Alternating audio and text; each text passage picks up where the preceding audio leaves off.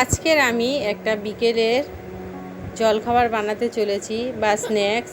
সেটা কিন্তু খুব সহজে বানাবো আর বাড়িতে থাকাই উপকরণ দিয়ে বানাবো। তো আমার বাড়িতে হাতের কাছে এগুলো ছিল, তো মনে হলো কি বানাই। তো তারপরে মনে হলো এরকম যদি স্ন্যাক্স বানিয়ে খাওয়া যায় তাহলে তো মোটামুটি বিকেলবেলাটা চলে যায় বলেই কিন্তু আমি এরকম একটা রেসিপি বানানোর সিদ্ধান্ত নিলাম। তো কী করছি, এই রেসিপিটা বানানোর জন্য একটা পাত্র নিলাম। আর আমি কি উপকরণ নেব, যেমন ধরো সিদ্ধ করা আলু আছে আমার, পেঁয়াজ কুচি, কাঁচা লঙ্কা কুচি, আদা কুচি, রসুন কুচি আর ধনেপাতা কুচি। তো সিদ্ধ করা আলু আমি ভাতের সঙ্গে দিয়ে সিদ্ধ করেছিলাম। তো সে আলুটা আমার বেশি হয়েছে, তো মনে করো কী ভাবলাম যে কি করবো, ফেলে দেবো। তো সেই জন্য এরকম একটা রেসিপি করার সিদ্ধান্ত নিয়েছি। তো আলুটা আমি এইভাবে হাত দিয়ে একটু এইভাবে চেপে করে নিলাম, তো ম্যাশ করে নিলাম আর কি। তো এরপরে ওর মধ্যে দিয়ে দেব পেঁয়াজ কুচি। পেঁয়াজটা মিডিয়াম সাইজের পেঁয়াজ এরকম চপ করে কুচি করে নিয়েছি, সেটা দিয়ে দেব। তারপরে ওর মধ্যে দিয়ে দেব কাঁচা পাকা লঙ্কা কুচি, তো এটা ঝালটা বুঝেই দিয়ে দেবেন। এরপরে ওর মধ্যে দিয়ে দেব আদা কুচি, অল্প একটুখানি আদা নিয়েছি, নিয়ে ভালো করে কুচি করে নিয়েছি। রসুন কুচি 4-5টা কোয়া কুচি করে নিয়েছি, সেটাও দিয়ে দেব। এরপরে ধনেপাতা কুচি ও মোটামুটি একটা বড় মোটা মতো গাছ, সেটা আমি কুচি করে নিয়েছি, তো দিয়ে দিলাম। এবার ওর মধ্যে দিয়ে দেব স্বাদ মতো লবণ, 1/2 চামচ মতো হলুদ গুঁড়ো আর অল্প সামান্য মতো লাল লঙ্কার গুঁড়ো। ঝাল তবে আপনারা বুঝেই দেবেন। আমার কাছে এই মুহূর্তে কাশ্মীরি লঙ্কার গুঁড়ো নেই, তো সেই জন্য সামান্য, আর এই লঙ্কাটা খুব একটা ঝালও না, তাই জন্য।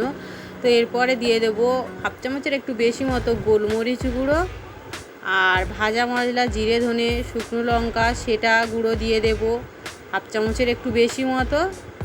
আর স্পেশাল গরম মশলা আমার ছিল, যেটা গোটা গরম মশলা, জয়িত্রী, স্টার অ্যানিস আর শুকনো লঙ্কা একসঙ্গে শুকনো কলাই ভেজে গুঁড়ো করা, সেটা 1/2 চামচের একটু কম দিলাম। আর পাউরুটি দেখেই বুঝতেই পারলেন, এই পাউরুটিটা আমার কিনে খেয়েছিলাম, তো একটা বেশি হয়েছে, তো সেটা নিয়েই এটা বানাচ্ছি। তো পিছনের এই কালো পোড়া অংশটা বাদ দিয়ে দেবো, বাকিটা নিয়ে নিলাম। এরপরে হাত দিয়ে সুন্দর করে মেখে নেব, কোনো জল টল কিন্তু এতে দেবো না। এরপরে খুব সুন্দর করে এটা মেখে নেওয়া মোটামুটি হয়ে গেছে। এবার ওর মধ্যে দিয়ে দেবো আরও একটু চটপটা করার জন্য একটুখানি পাতি লেবুর রস দিয়ে দেবো, হাফ মতো।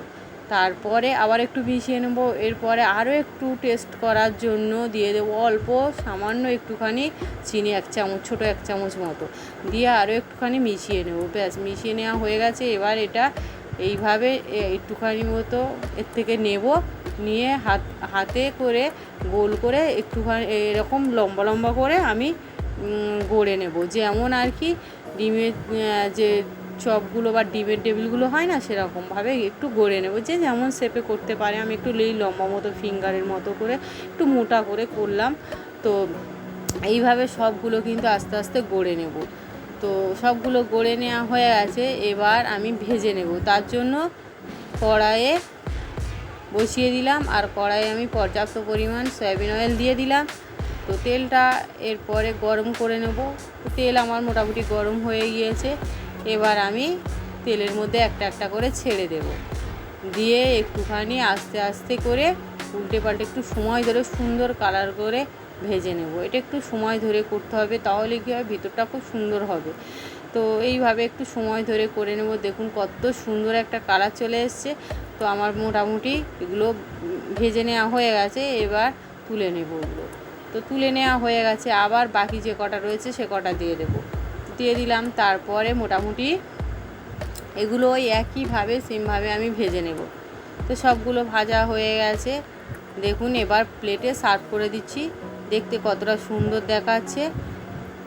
তো এবার ওই প্লেটে আমি একটুখানি খাওয়ার জন্য একটু টমেটো কেচাপ আর একটুখানি কাসুন্দি দিয়ে দিলাম। তো ব্যাস, এবার একটা নিয়ে একটু খেয়ে দেখি।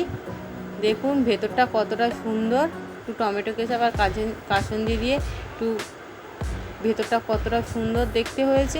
তো এইভাবে কিন্তু বিকেলের জলখাবার হিসেবে এই পাউরুটি আলু দিয়ে কিন্তু এরকম একটা রেসিপি, খুব একটা ঝুট ঝামেলা, বেশি কিছু না, যে ব্রেড ক্রামসে কোট করে বা ডিমের গোলা এইসব কোনো এনে একেবারে এইভাবে কিন্তু করলে এটাও খেতে কিন্তু দুর্দান্ত লাগে। তো এভাবে কিন্তু আপনারা বানিয়ে দেখতে পারেন। আর এই রেসিপিটা কেমন হলো সেটাও কিন্তু আমাকে অবশ্যই কমেন্ট করে জানাবেন। এটা কিন্তু আমি একদম হাতের কাছে বাড়িতে থাকা যেগুলো আর কি বেশি হয়েছে এরকম জিনিস দিয়ে আমি বানিয়ে নিলাম। তো এরকম অনেক জিনিস দেখবেন আনা হয়, সেটা হয়তো কাজে লাগলো না, বেশি হলো কী করবেন, ফেলে দেবেন। তো সেটা বা নষ্ট করে ফেলবেন, ফেলে দেবেন মানে কি, নষ্ট হয়ে যাবে ওটা থাকলে। তো কি করবো, একটা কাজে লাগিয়ে দিই। তো এরকম যদি রেসিপি পছন্দ হয় তাহলে আমার চ্যানেলকে লাইক, কমেন্ট, শেয়ার ও সাবস্ক্রাইব করে পাশে থাকা বেল আইকন প্রেস করে দেবেন, যাতে আমি পরবর্তী ভিডিও দেওয়ার সঙ্গে সঙ্গে আপনারা প্রথমে দেখতে পান। সবাই ভালো থাকবেন, সুস্থ থাকবেন। ধন্যবাদ সবাইকে। দেখা হবে পরের রেসিপি।